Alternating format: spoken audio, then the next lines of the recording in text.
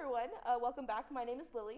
I'm Joseph. Welcome back to another week at TUTV. Yeah, it's a crazy week. It feels like just right before midterms and like right after second tests and all that jazz. Oh, 100%. And everyone's kind of on edge. It's just like everyone's anticipating the storm, but we're not quite there yet. So everyone's just like, oh, goodness. And it feels like it's flu season again, and everyone's starting to get sick again. Oh, and the ragweed is terrible. Like, I go for a walk on campus, and I'm just sneezing everywhere. Yes, and allergies. I just can't handle it. I have a friend who has to wear her mask just so like her allergies doesn't get bad. So people like show she's not like sneezing in class.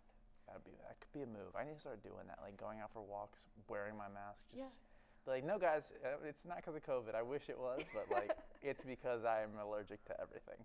See, my problem is that like I get sunburned very easily, so I feel like I would like have like the glasses like tan, and then the mask is just like my forehead is a completely different color. That's why you just gotta cover up the forehead. Keep it uniformed. Exactly. Well, we have a pretty exciting show this week, so we will see you later.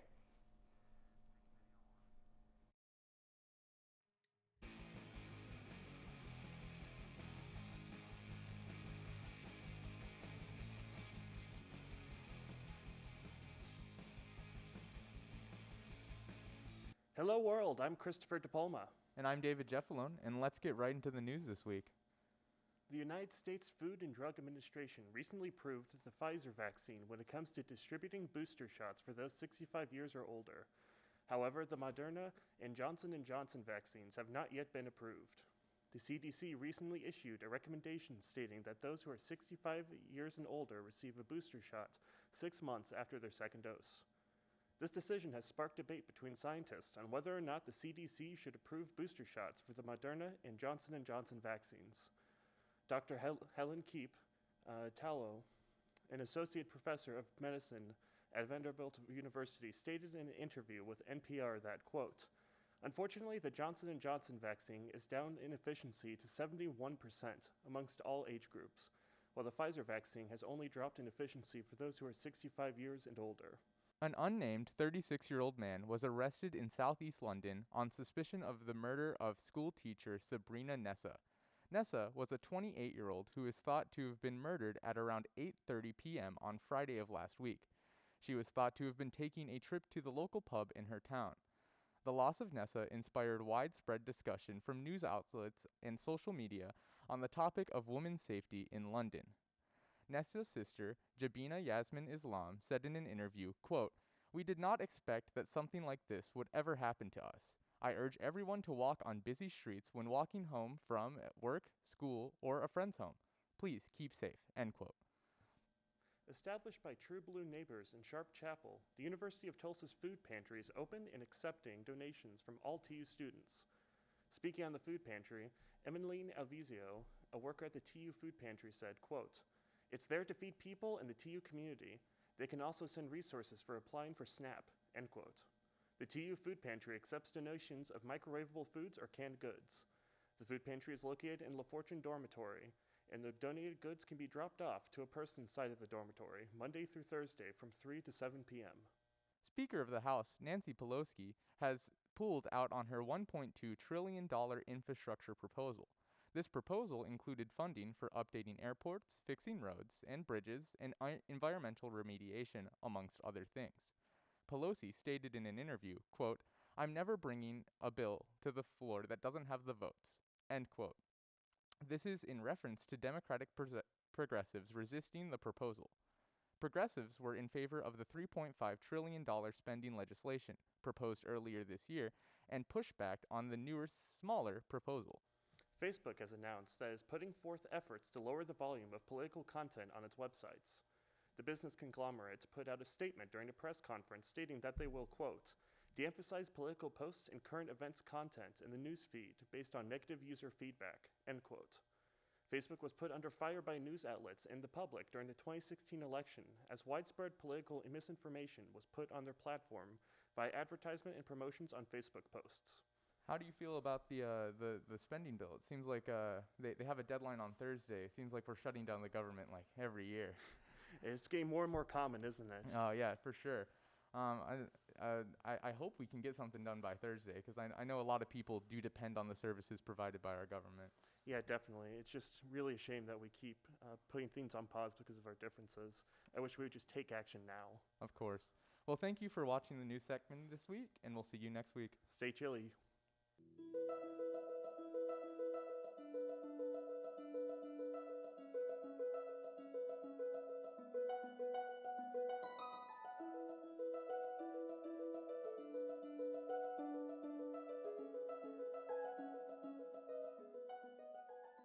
Hello, my name is Julia Grantham, and I am the show producer for TUTV. Today, I am joined by Professor Jennifer Jones. Dr. Jones, would you mind introducing yourself and telling us a little bit about what you do on campus?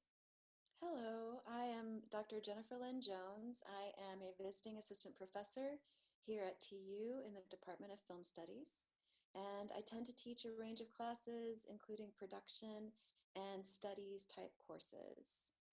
Awesome. Well, there's a really exciting event that's upcoming that you're here to talk to us about. Could you tell us a little bit about that? Sure. So the Department of Film Studies is hosting our Fall Film Festival on Thursday, September 30th at 7:30 p.m. It's happening hopefully in the lawn behind the Lorton Performance Center. In case of rain, or if we have rain the day before and the outside is still wet, we'll come inside to Meinig Hall and Lorton Performance Center.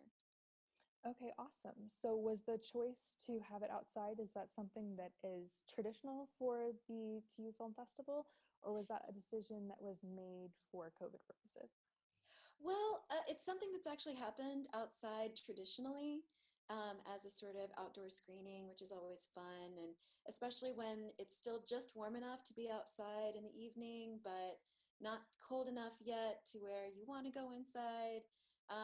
People can bring blankets if it is a little chilly or to sit on. But yeah, it's worked out well for COVID purposes too. Very nice. Could you maybe tell us a little bit about some of the changes that had to be made for the festival last year, and maybe then how it's changed from COVID protocols last year to this year? Yeah, so last year we weren't quite sure how to program it in keeping with COVID protocols, which were stricter on campus at the time. So we decided to do a virtual festival last year. We ran it online. So everything was submitted online, and we made it available online. We made it available for a longer period of time than just one night. I think we ended up keeping it up for almost a month for people who wanted to see it, and then took it down because these are student works and we want to keep them protected, but we wanted to make them available for a certain amount of time for the students who wanted to see them, share them with people, make them available as much as possible. So that was last year's festival, but this year we're able to hold it in person again. Awesome, very exciting. So you mentioned that this is student work. Is this student work that is exclusive to the film studies program and media studies, or is it open for all students to submit? It comes from film studies classes. So if you've been in a film studies class, it's possible that your work could be considered for the Fall Film Festival. Very cool. And would you have any advice to film studies students that maybe would be interested in working ahead towards submitting something for the festival for next year? Yeah, so the best way to get something into the Fall Film Festival is to take a film studies class, because we draw from the work that's in the classes. And the Fall Film Festival is not a juried festival. That means that there aren't prizes, there aren't award categories. The spring, we do that for the Spring Film Festival, which typically happens in early March. So for the Fall Film Festival, it's what we, the professors, consider to be the best student work of the year. So we typically reach out to students and ask them if is it okay to include a project from a class, and hopefully most of them say yes. And we also have some gems from alums from the past. So we have projects from people who graduated that were great, and we want other people to see and understand what can come out of the program. Very cool. If you're not a film studies student, what is the best way to support this film festival? Definitely come and see what work is created. And we have a lot of clever, creative students who are doing work under tremendous pressure, especially with COVID. And most of this work was made last fall and spring. So it was made like during that time. So people are really having to experiment, try different things. And it's nice to see what they were able to produce out of it. So just coming, watching, supporting that work. It's short work, so it won't take up your whole evening. And we have refreshments as well. So we're going to have popcorn for sure. Katie Gallagher, who is our college assistant that works with film studies and music, is putting together the refreshment items. I think we'll probably have some candy, some other good stuff too. So definitely come out, get some of that, watch your fellow classmates work. Yeah, I mean, it should be just a nice evening to gather and see the good work that people have done. Well, sounds great. Mhm. Well, hopefully, I will see you at the film festival on Thursday, and looking forward to the popcorn and supporting our fellow students. Yeah, Thank you so much for joining us. thank you for having me. Of Take course. care.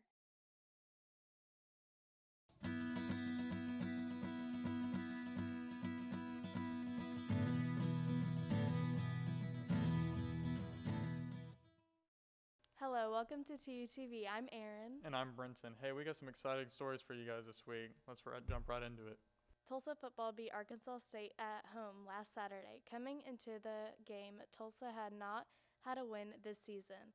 Tulsa was down 14-7 at the start of the second quarter, but scored 24 unanswered points to build a 31-14 lead with 13 minutes and 36 seconds left in the third quarter. Arkansas State's Blake Grupe made a 50-yard field goal to bring Tulsa's lead down to 7 with 6 minutes left in the fourth quarter. Despite the clutch play, TU was able to keep possession the rest of the game for their first win of the season. Tulsa quarterback Davis Brin threw for 355 yards, marking his second straight game with more than 350 passing yards. Tulsa begins their conference schedule on this Friday at home against Houston. Tulsa's men's soccer continued their undefeated season with a 1-0 win at Memphis last Friday. Tulsa entered the game ranked 5th nationally following their 5-2 win at USF. Henry Sage scored the lone goal for Tulsa in the 22nd minute off of a penalty kick. Tulsa's defense allowed only one shot on goal and just 6 total shots. Goalkeeper Alex Lopez recorded his third shutout and pushed his save percentage to 80% on the season. Tulsa will play 8th-ranked conference opponent SMU at home this Wednesday in one of their biggest matches of the season. Tulsa women's soccer lost 0-1 at home last Friday against USF. Tulsa's offense struggled with the first half without a shot on goal, but had 4 shots on goal in the second half. Despite the second half performance, neither team scored a goal in regulation time. The first overtime was a stalemate, with neither team recording a shot on goal or corner kick. USF took control offensively in the second overtime with a 3-0 advantage in shots on a goal and had a corner kick.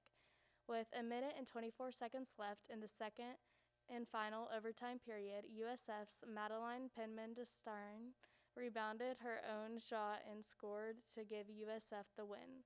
Tulsa will seek their first conference win this Thursday at Temple. Lewis Hamilton won his 100th Formula One race this past Sunday at the Russian Grand Prix. Hamilton qualified 4th for the GP on Saturday, while McLaren driver Lando Norris won his first career pole position. Norris had a late spin in the race, which allowed Hamilton to take the lead and ultimately the win. Hamilton took the top championship spot back from title rival Max Verstappen and the driver's standing now holds a 2-point lead with 6 races left in the season as Hamilton seeks his 8th championship. Mercedes build up their lead at 33 points over Red Bull in the constructors' standing in pursuit of their 8th consecutive constructors' championship. Hamilton and Verstappen will continue their championship battle at the Turkish Grand Prix on October 10th. Alexander Volkanovski retained the UFC featherweight belt by winning a match against Brian Ortega at UFC 266 last Saturday. Volkanovski has held the featherweight title since defeating Max Holloway in December of 2019. His fight against Ortega was his second defense of the title following a win in his rematch against Holloway in June 2020. Ortega almost submitted Volkanovski's in the third round, but Volkanovski escaped the submission and controlled the rest of the fight to win by an unanimous decision. It remains to be seen that Volkanovski's next opponent will be as he seeks to continue his 10-fight win streak in UFC. So, what do you think about this game this coming Friday? I'm excited. We play Houston here. Mm-hmm. Yes. Are you going to go? Yeah, actually. It's going to be a good one, and I think that Tulsa's going to have a good shot at it. Yeah, I'm excited to watch it. So, and then we have a game on Wednesday, SMU versus Tulsa, the soccer game. Mm-hmm. Yes, Mm-hmm. I'm excited to watch that too. Yeah, we got a lot of good games coming up for Tulsa, so yes, always excited. Good.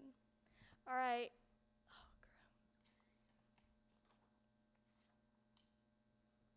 That's all for this week, folks.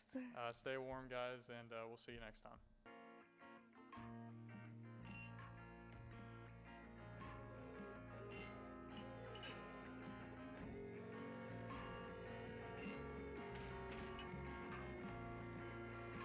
Hello and welcome back to TUTV Entertainment. I'm David Jeffalone. And I'm AJ Thompson. We got some exciting news for you this week. Mural commissions are becoming incredibly popular in downtown Tulsa, and several artists have recently finished their commissioned works. The array of new murals this fall contributes to Tulsa's reputation for a vibrant year-round art scene. Inspirations for these murals come from a wide variety of subjects, from the 1921 Tulsa Race Massacre to famous musicians. The new murals, including the works titled The Majestic, The Mural of Space and Time, and Take Me Back to Oklahoma, are among the pieces created by artists from across the nation. These murals can currently be viewed across the city of Tulsa, encouraging locals to continuously explore the city. A plaque acknowledging Circle Cinema as filming location for the 1983 movie The Outsiders was dedicated on Sunday by Tulsa Mayor G.T. Bynum. The event commemorated the cinema's role in filming the movie before hosting a sold-out screening of the restored versions of The Outsiders. The movie centers around a teen gang in rural Oklahoma that must confront the consequences of violent actions when a brawl causes the death of a rival gang member. The restored classic will have a second screening this Wednesday, and tickets will be available online at the Circle Cinema website. The Lind Oktoberfest, one of Tulsa's famous fall attractions, is returning in full force this year with a few crucial changes to its previous format. The return of Oktoberfest was confirmed after the unveiling of two new posters commissioned for the canceled 2020 Oktoberfest at German American Society of Tulsa's headquarters.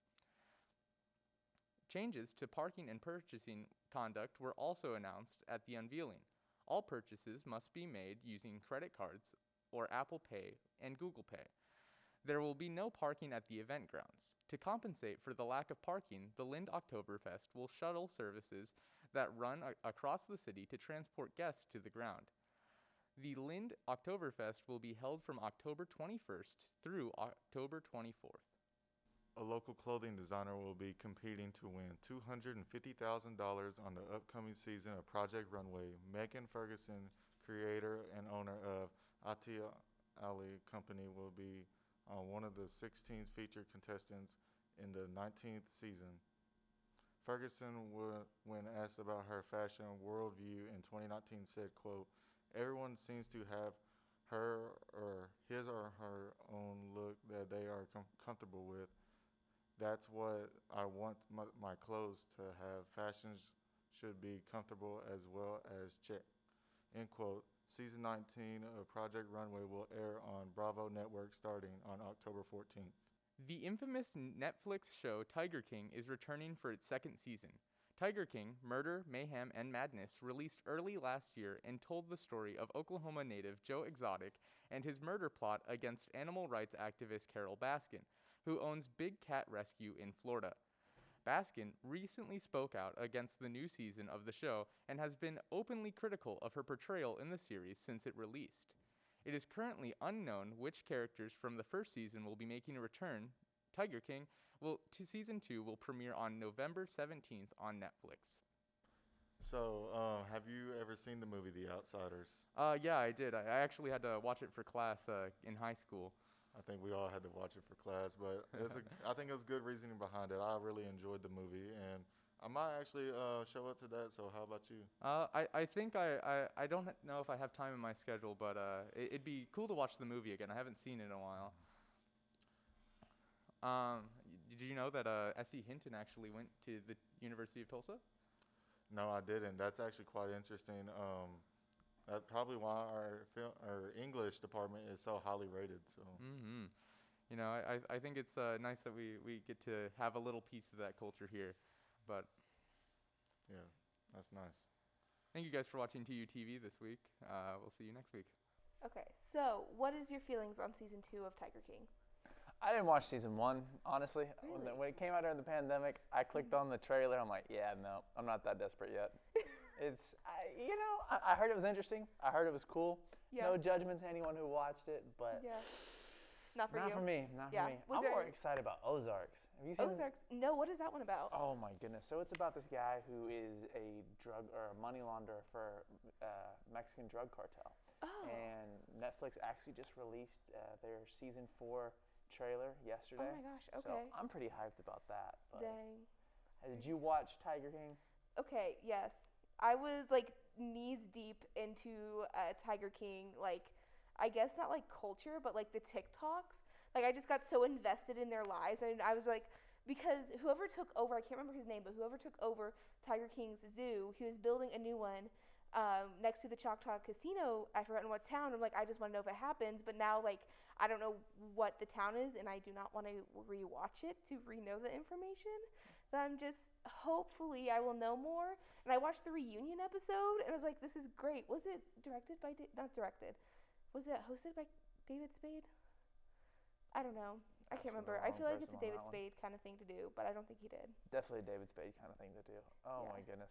Dude, but like, okay, who owns, why? Why do you need these tigers? Why do you want to have a zoo? Yeah. Oh man, it blew me away. I don't know. Like I watched the trailer. Mhm. All my friends were talking about, dude, it's crazy. You gotta watch Yeah. it. It's wild. Well, like the one thing that like threw me off is that like any expired meat from like local Walmarts, they would take that meat and that's what they would feed the tigers with, which I get like saving money, but at the same time, like I don't know if that's in a tiger's diet at all, because I'm like, maybe the chicken, but I don't know, man. That's kind of nasty. yeah. That's kind of nasty. It seems like the FDA would be all over it. It seems like PETA would be all over that.